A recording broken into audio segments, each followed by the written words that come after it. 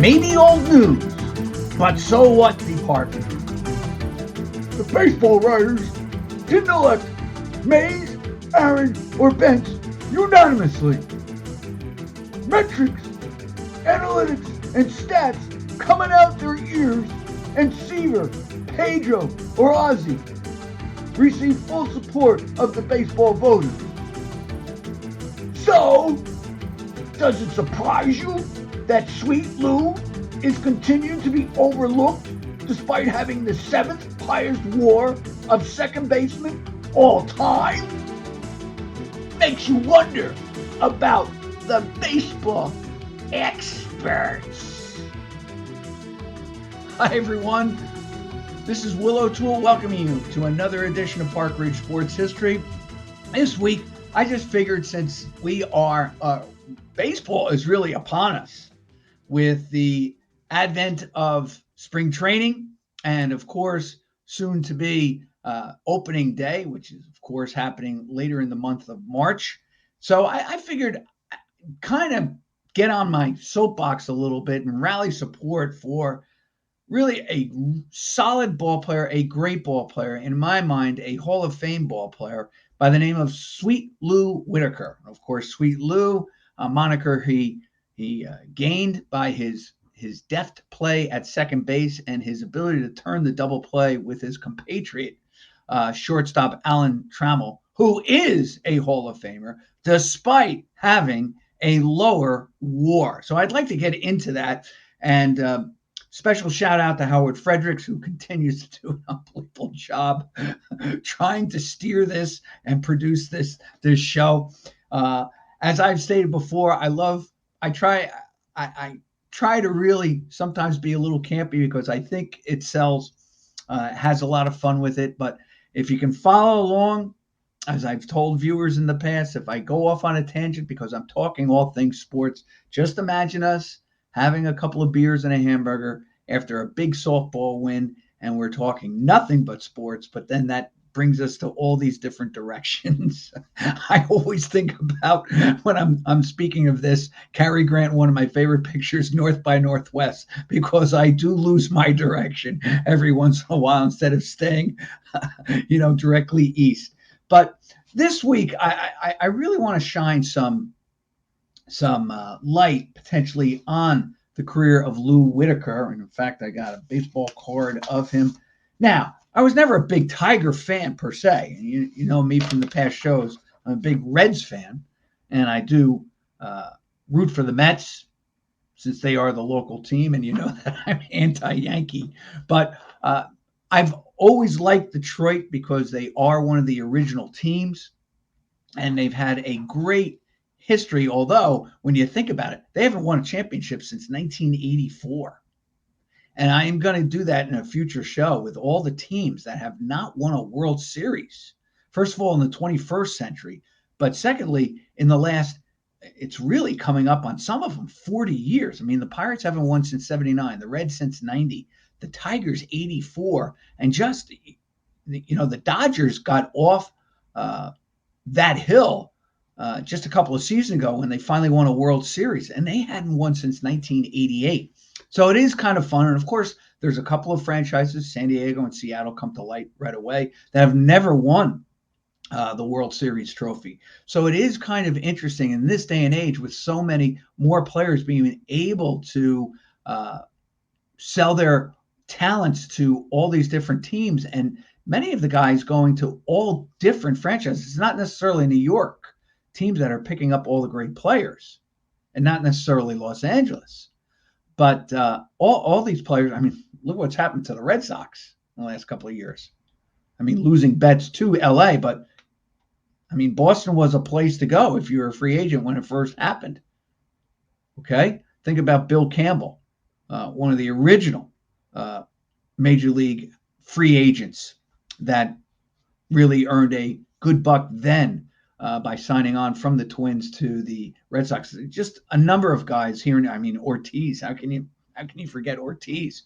So there are players moving about, and yet there are franchises still just, they've come up empty come the fall, come October now, really heading into November. And Detroit is one of them. But he was a mainstay on those Detroit teams. Now, were they great? No. But that 84 team, I shouldn't say that. Let me just preface that. They had some good years. They were just like a typical Detroit franchise team of that decade because even, let's say, the 68 Tigers were the same thing. They had on that team a Hall of Famer in Al Kaline, maybe cusp Hall of Famers in Bill Freehand, potentially Mickey Lolich. They had some good, solid players with Norm Cash, Mickey Stanley, and of course, Denny McLain was in his apex there in 68 and 69 with the Tigers, then fell on hard times. But even that Tiger team would come up short in the early 60s. I think they win 100 games in 61 and still don't even come close to challenging the Yankees. And then in 68, everything really, and it's interesting because that 68 Tiger team, they were without Kaline for a while. He comes back and it allows Mayo Smith to insert him in the lineup. And fortunately, Al Kaline plays in that 68 World Series, his first and only. And that's what I'm talking about, that the Tigers, even with Trammell and Whitaker, really making a great combination at short and second. To me, it rivaled during the 70s Concepcion and Morgan. But they only make one World Series, get to a couple of other divisional playoffs, but never get back to the promised land. But Whitaker was really a solid, if not a top-tier player. I don't understand why Whitaker actually isn't in the Hall of Fame, because I was doing just a study and I actually plugged in his numbers and actually put in Lou Whitaker for the Hall of Fame. Now, I know that he has probably exhausted all of his baseball candidacy, which is why I'm so mad at the baseball experts, the writers, because I have seen some of the ballots that they put out, and you just scratch your head saying to yourself, why would you even put that guy as your 10th ballot? A couple of years ago, and this is not a knock against certain players, but there were certain players that writers voted for that really had no business even earning a Hall of Fame ballot. I'm not going to mention the guys. Just trust me on that. And you sit there and you just wonder, how can you sit there and actually vote for a guy, even if he's your last ballot insert for the Hall of Fame? Well, I will tell you one guy I remember seeing, and that was Ted Uhlaender. Now, Ted Uhlander's finest season was 68, and people don't realize this. He finished second behind Yastrzemski in the American League batting title, and he hit .288, which was pretty amazing for 68. But I think you know where I'm coming from on the premise. And that's not a knock against Uhlaender, but I don't think we're ever going to see Uhlaender in the same awe as we do a Mays or an Aaron or a Cepeda or even a Jim Rice. He was just a good, solid player who becomes a utility outfielder, pincher deluxe off the bench, does help the Reds later on in his career. I think he made the All-Star team for the Indians in 1968. But and it's not listen, he has more talent in his clipped fingernail than I do in my entire body. He made the big show, so he has nothing to be ashamed of. It's just that he's not in the same realm as some of these other great outfielders of his time. Same thing with Whitaker.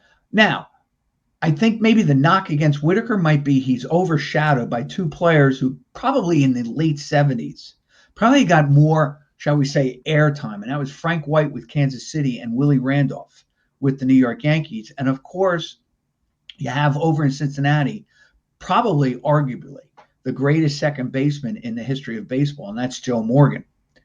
First of all, he's a metrics analytics delight with the number of walks, steals, and the power in a 5'8" frame. Plus, he was a sensational defensive player. And I've waxed poetic about Morgan and his abilities.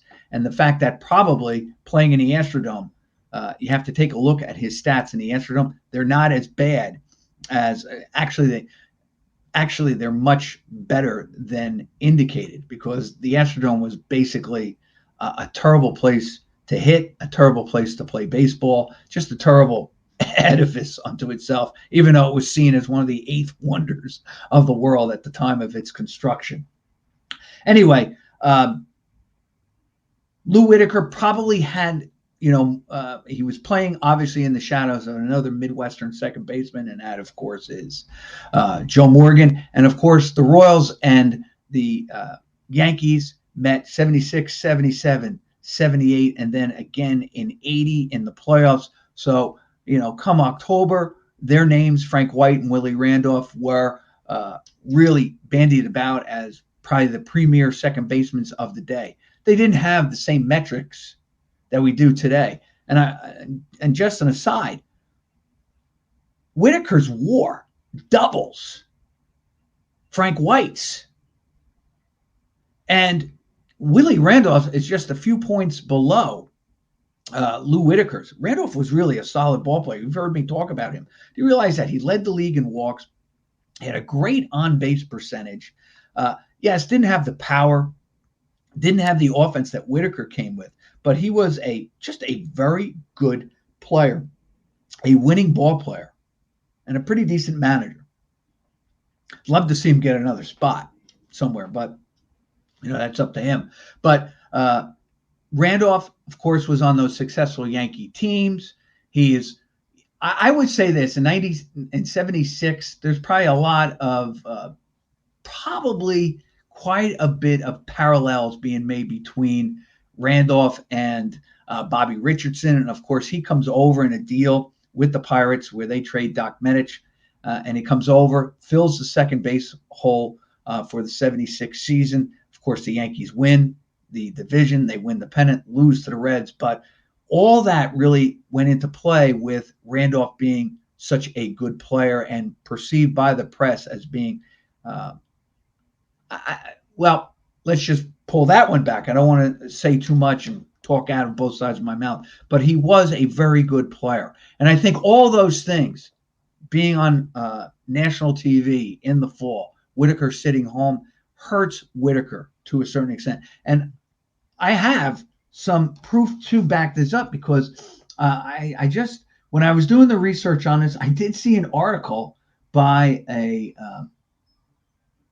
fella on MSNBC who was talking about Whitaker for the Hall of Fame, that Whitaker, when he first came up, and yes, there might be some reasons for this, he only garnered 2.9% of the baseball writers' votes. Now, they have 10 selections, I believe, on their ballot. And, he retired. I'll give you the years that Whitaker played. So you're talking about he played up until Whitaker played from 77 to 95, from age 20 to age 38, all with Detroit, which is pretty remarkable. He did lead the league in games played in 1981 with 109. Remember, that was the baseball strike of 81. Did have 2 years where he scored over 100 runs and 4 other years where he scored 90 or more runs for the Tigers. In that 84 season, he hit 289, 1356 with 90 runs scored, 25 doubles. He was a pretty good double machine. His 162 games stats, his lines by Baseball Reference, 1773, solid 276, but he had a 363 on base percentage because he drew on the average. I just want to show you this. He drew on the average 80 walks a year. I mean, he's a good ball player. Maybe not in the same echelon as Morgan, but there's only one Morgan. But certainly, if Morgan's A+, he's definitely B+, A-. And I was looking at the players that are in the Hall of Fame from second base, courtesy of Baseball Almanac. All right, the top second baseman of all time in terms of WAR is Hornsby, Rogers Hornsby, with 127.1, followed by Eddie Collins, 123, then Nap Lajoie with 107.3. Those guys, though, played in the 20s and the 30s and even in the teens. Of course, Nap Lajoie and fellow Tiger, or former Tiger, well, another Tiger, Ty Cobb, went at it with the batting titles, and there's a whole story behind that. But these are guys. I mean, Hornsby, I know, hit 424, I believe, and Nap Lajoie was just sensational with the bat too. Eddie Collins, solid player. No, not more than just a great player. All right, so you're talking about four guys, and of course, Joe Morgan rounds up the four second basemen with 100 or more in their WAR. Morgan at the time of Whitaker was in his prime, of course, 100.5. Of course, he comes up into the league 1963, 64. So he's got about, a good 10 years, let's just say, on Whitaker. But then after that, you have Charlie Gehringer, another Tiger, 83.8, and Rod Carew, 81.3, who they did list as a second baseman, but really from about 1975 to the rest of his career, Carew was really a first baseman, and he was really not a good defensive second baseman. So, and as a first base, I mean, you can't really argue with Carew. Number of times not just hitting over 300 and leading the leagues, but number of times leading the league with a 330 or better batting average. And of course, who can forget his 77 season where he challenged 400 and wound up hitting 377, and of course then he is bested by George Brett with the 390, 1977. No, I'm sorry, 388 in 1977. Pardon me. Sorry, Twins fans. And then you have Sweet Lou Whitaker at 75.1. Now, you're talking about Morgan playing on what is regarded as one of the great baseball teams of all time, the Cincinnati Reds, the team probably of the decades in the National League, winning in 70, 72, 73, 75, 76, and 79, the Western Division, winning 4 pennants and winning back-to-back World Series titles, beating the Yankees, who would go on to win 2. And of course, they lost to the Oakland A's, who would win 3 in a row. So, you're talking about Morgan, who was a mainstay. Also, kind of like Randolph, coming over in 70, in a trade, and then leading the Reds to a pennant in 72, much like Randolph helps out. And he is seen as a lifesaver. And in fact, maybe if the Reds had made that deal even sooner, who knows what 70 would have given them. Remember, they had Tommy Helms playing second base for them in 1970. Then, after Charlie Gehringer, you have nobody. All right? Nobody except for Lou Whitaker at a solid 75.1 as a WAR. These are the guys, ready for this? These are the guys who all played second base with a lower WAR, who are in the Hall of Fame, and Whitaker isn't. You have Frankie Frisch, 70.8. Then it goes Ryan Sandberg, a contemporary of him. Now, I was never a big Sandberg fan. I know there are Cub fans who probably have a candle burning for him every night because Sandberg was the be-all and end-all in the 80s. I was never listen, was he a great player? Obviously, his WAR, his stats tell you that. I was just never a big Sandberg fan. He's a Hall of Famer, and he's got a 68 WAR. You have Jackie Robinson, and it's unfair to put Jackie Robinson with a 61.7. First of all, he comes up late. Secondly, he's breaking the color barrier, so there's a lot of pressure on him there. I would say this, that had Jackie Robinson come up as a 22, maybe even I'll even say a 24-year-old, maybe 4 more years, he definitely probably has a higher WAR than Lou Whitaker. All right, probably he probably might be higher than Gehringer, and if higher than Gehringer, certainly higher than Rod Carew. I would say this, legitimately, you're talking about maybe 12, 14 points if he came up probably about 18 points if he came up at the age of 22. So he probably finishes maybe with an 85, an 86 WAR. Maybe Robinson, with all that great speed and just athleticism, maybe he approaches 90. All right, I'll save that for another day. But here's Biggio, Seton Hall guy. He's got a 65.5, and he's really listed here as a second baseman, but he played a number of years in the outfield. Here's the guy that amazes me, only because Roberto Alomar I'm looking at his stats. He had some amazing years with the Blue Jays, especially during their glory years of 92 and 93. And, 93, probably his finest season, 17, 93, and 326 with 109 runs scored. Of course, made the All-Star team from 90 to 2001, gets traded to Baltimore, winds up with Cleveland, then goes to the Mets for a couple of years, ends his career with the White Sox after trying to hook up with the Arizona Diamondbacks. Actually played to the age of 36. Whitaker played to the age of 38. Now, listen, it's cup of coffee type of 38 and 36. I get it. But I was actually surprised with Alomar actually having such a low WAR because back in 92, 93, I was playing fantasy baseball, and it always seemed that Alomar just had these off-the-charts numbers. And actually, when I'm looking at it now, he had he had some great years. Great years. After that, he goes to Baltimore, 22 and 94. He has a 24 and 120 season. Probably his greatest season is with Cleveland, 24, 120 and 323, 20 and 100. Something that Lou never did was drive in 100 runs. Okay. And yet his 162 game ledger by Baseball Reference is 1477, 300. Now he gets him.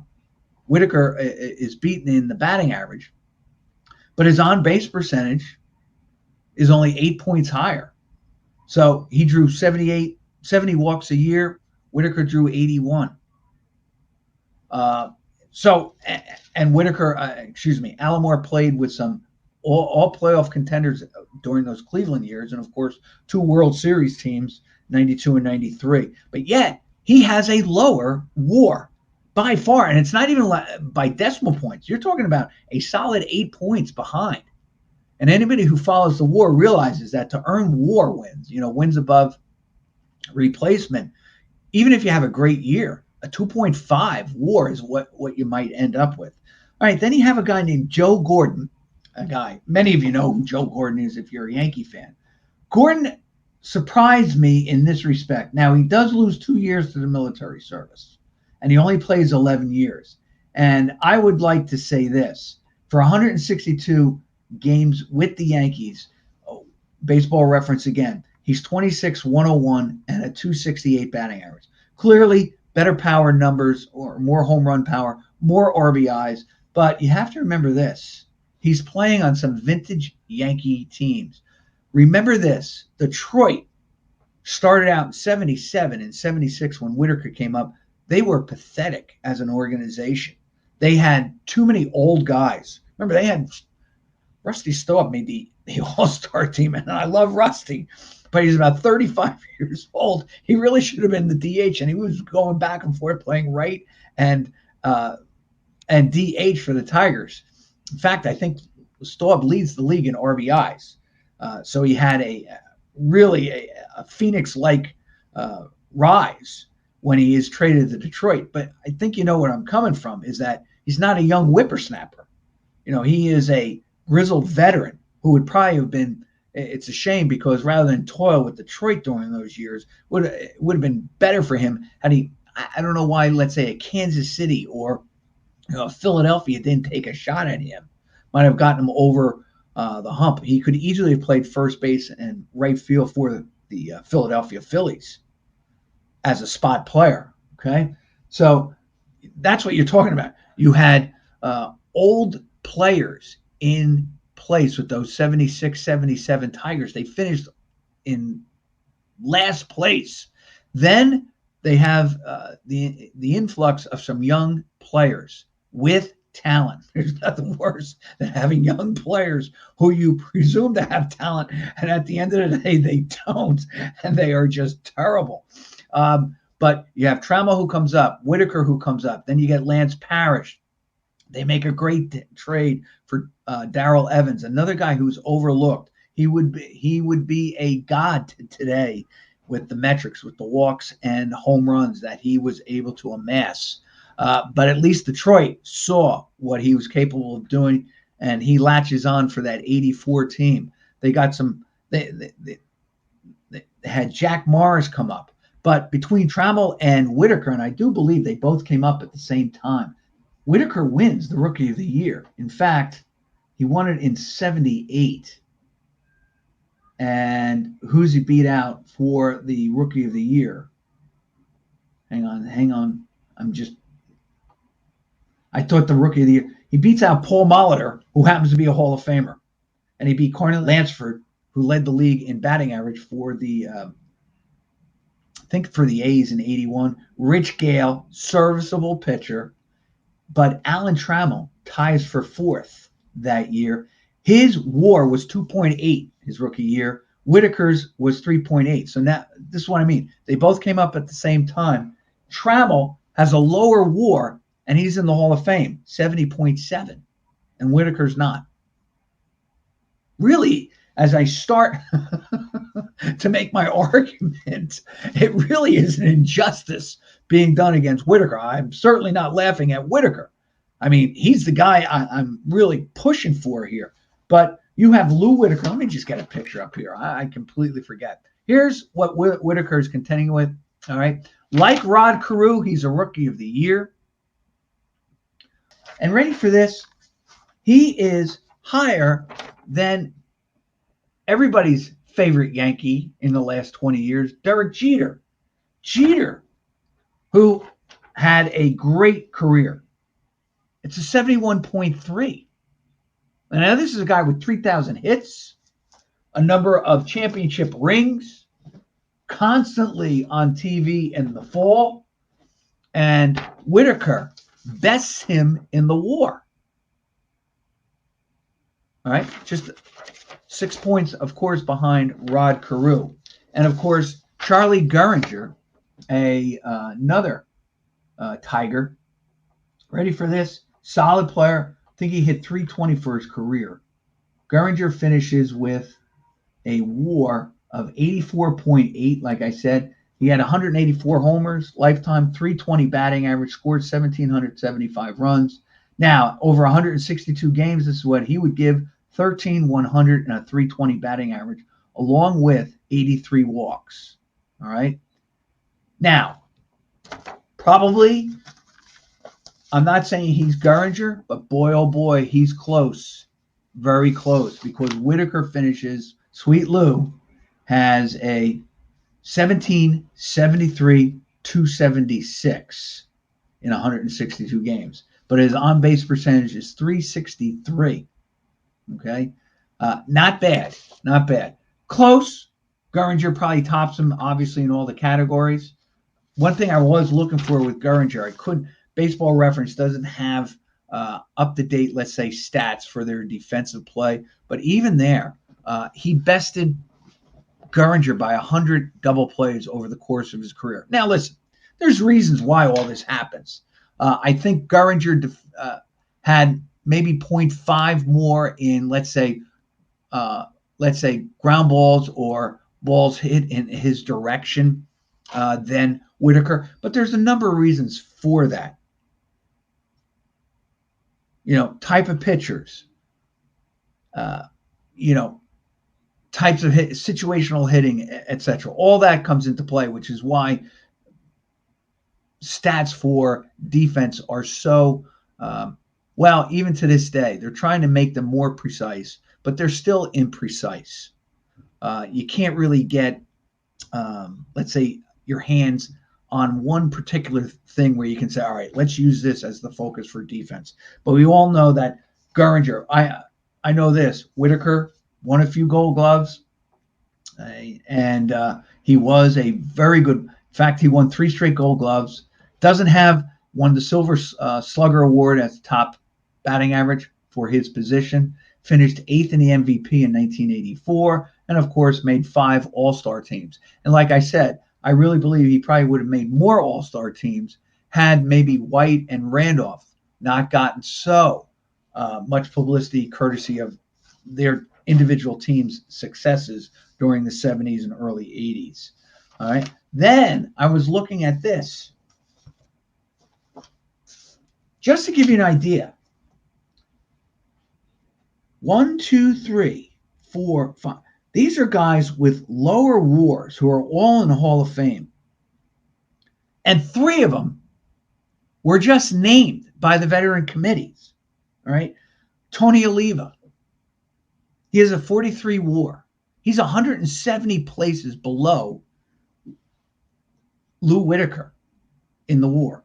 All right. 43 was his thing. Now, Oliva was a solid outfielder. Is he a Hall of Famer? Yeah, I think so. Was his career derailed by injuries? Yes, they were. Remember, he led the league in hitting his rookie season. And at one point, his batting average before his arthritis in his knees really hurt him.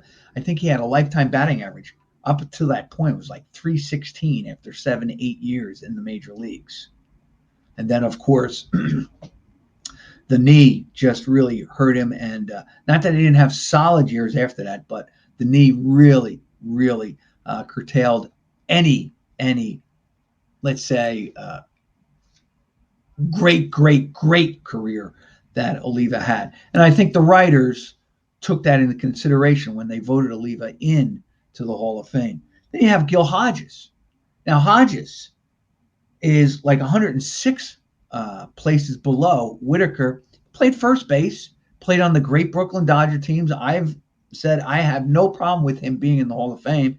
First of all, he was a great manager for the Mets and is part of that whole 69 World Series, the Miracle Mets. I mean, he probably is the driving force behind that. Tom Seaver has so credited Hodges with changing the whole culture in the Met locker room. And comes from the pedigree of the Dodgers winning.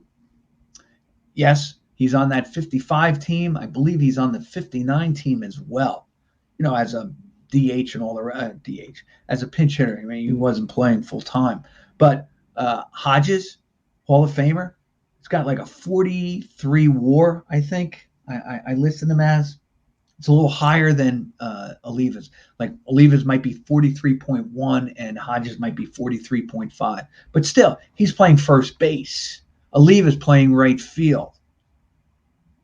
You know, these are the same writers. And I guess this is more of a knock against the writers. Just what are you thinking? That's all I want to know. What are you thinking that you've kept this guy out of the Hall of Fame when you have his teammate in who has a lower WAR? And I've gotten into WAR. I've complained about WAR. It's a very difficult stat to really, again, to really understand fully. But if I'm just using WAR, because that is, you know, the flavor of the day here, the ice cream of choice, WAR. It's all you hear the sports reporters talking about, all you hear the sports experts talking about is a guy's WAR. Well, then how do you leave Whitaker off the Hall of Fame? How do you leave him out of Cooperstown? And even this guy, who I liked a lot, and I'd say again, if you want him in the Hall of Fame, fine. I always thought he was a lefty version of Tony Perez, and that's Fred McGriff. Almost finished with 500 home runs. I get it. Played with San Diego, played with Atlanta. I get all that. Finally makes the Hall of Fame again by the writers or the Veterans Committee putting him in. I get all that. But even he has a 52.6 WAR. It's 20 points below. And he, again, is a corner player playing first base, DH, in the outfield. Derek Jeter had a 71.3 WAR. And certainly, according to the metrics, was not the defensive player on his side of the diamond that Lou Whitaker was on the right. Although I kind of disagree because in a lot of ways, this is where you start to say to yourself, this is where you look and you say, okay, who do I want fielding the ball, game 7, bottom of the 9th, winning run at second base, and a ground ball hit the short. Who I want fielding that ball? Yeah, I would take Ozzie, probably take Ripken, but I certainly want Jeter in there as well, making that play because he always seemed to be in the right place at the right time. And there's something about baseball smarts that goes a long way. So he is below. Then you get guys like this. Now, Bill Mazeroski, yes, he's in there probably for his defense along with Ozzie Smith. I get that. And I'm glad that he's recognized and that baseball realizes that it's not just an offensive thing. But I got to be honest with you, it's still the offense that sells. You get 500 homers, you get 3,000 hits, you're in the Hall of Fame. And the reason being is that they can see those numbers on paper. And I'm starting to really wonder about the experts. Again, this is where I'm coming from with Lou Whitaker. Johnny Evers, of course, really probably in the Hall of Fame more for the poem about Tinkers to Evers' chance rather than anything else. Then you have Red Shaney's got, again, here's a fella I have no problems with, 44.2, played for some great Cardinal ball clubs. Well, actually played in the 50s. No, excuse me. He played for the Braves. He does make, I think, the 57 and 58 World Series. I really think, though, that Red is more in for his managerial. Kind of like Joe Torre, who has a 55 WAR. I don't think, and it really was proven, Torre was not going to get into the Hall of Fame based on his playing. He really gets in or gets over the top with leading the Yankees to 4 World Series, and justifiably so. Right? I always liked Joe. 71 MVP, good hitter, solid hitter, never a great defensive player. But here's a guy who's not, all right, here's a guy, 55.1, 20 points below, was an MVP, never got into the World Series, was not even a good defensive catcher, according to the Whitey Herzog. All right. He is shifted over to third, then moves to first. Still not great, serviceable. And really, he gets in. He's a halfway player. Whitaker is everything. And Whitaker's out looking in, and Torrey's on the inside looking out. Then you have another player, Nellie Fox, known for his defense, known for his walks. Probably there is a romanticism about him with the Go-Go Sox of 59. And I can understand that. And there was a big push for him. I remember when he got in because people like Mazeroski probably got in for his defense. Plus, he looked like a ball player with a big chaw in his jaw. Small, scrappy player. And I think the players and the writers appreciated all that. But yet, even he, with a 49.5, is a good 25 points behind Lou Whitaker. Then you have Billy Herman, 56.2. Played for the Dodgers. Okay. Good hitter, solid hitter. And of course, this leads me up to Joe Gordon with a 55.7. Now, Gordon, a solid player, probably benefited playing with those great Yankee teams. Yeah, he benefited. Probably was a huge help, obviously, with his offense, playing for those Yankee teams. But even he is 20 points behind in the WAR. And then the other guys, like I said, you have Alomar at 67. And believe me, Alomar in his day, like I said, and I'm being probably very biased, or my head is very clouded by the rotisserie and the fantasy, because that is definitely an offensive created game, and it's fun. But, Alomar, with all of his great stats, he still finishes 8 points behind Whitaker. And of course, I've said enough about Biggio, 65.5, solid ball player. I know some people say he amassed numbers, okay, but still, he played catcher, second, and center. Not too many guys can make those, adapt to those positions. He went from catcher in his early career to second, probably in his prime, and then he's playing center field. Not too many guys are doing that. I know that Yount went from short to the outfield, center field, where he won an MVP out there, but not too many people go right up the middle as they get older. And of course, you need your legs more to run in center field than you do as a catcher. I mean, I was listening to a Johnny Bench interview, and he said, I wanted to play center like my idol, Mickey Mantle. But the first time a line drive came at me and it went over my head, my dad, who was the coach, put me behind the plate and said, you'll have a better chance of making the major leagues this way. So, that as you get older, you're losing some steps. And here goes Biggio. And that's a credit to Biggio. Kept himself in shape and all the rest of it. Yet with all of that, he's at a 65.5, full 10 points behind. And then the last couple of guys are, like I said, Jackie Robinson. I think his 61.7 is a little unfair, simply because he came up so late and he was under so much pressure. And like I said, had you added maybe 5 years to his career, maybe you're adding another 20 points, 25 points to his WAR. So he's up there at 86, 85. Okay. So he's the only one. Maybe I can make an argument that his WAR would be higher. Ryan Sandberg, 68. And of course, Frankie Frisch, 70.8 is the highest of the guys behind Lou Whitaker in the Hall of Fame.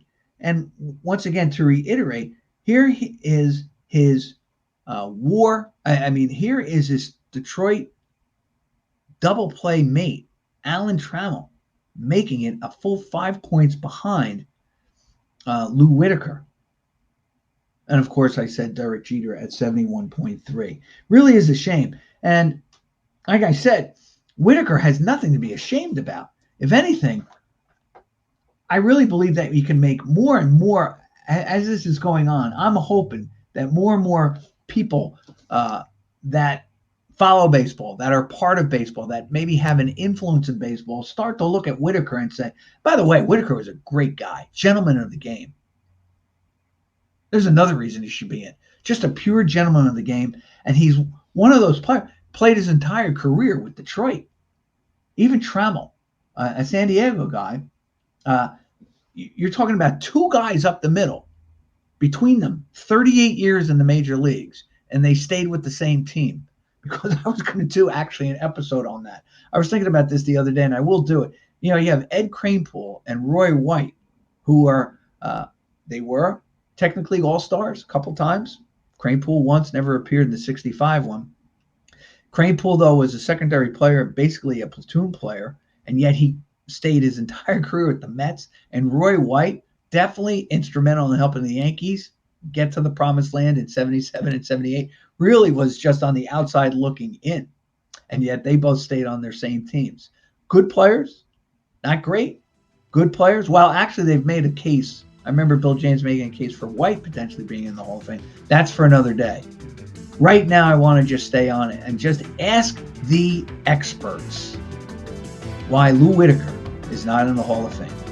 This is Will O'Toole thanking you again for joining me for Park Ridge Sports History.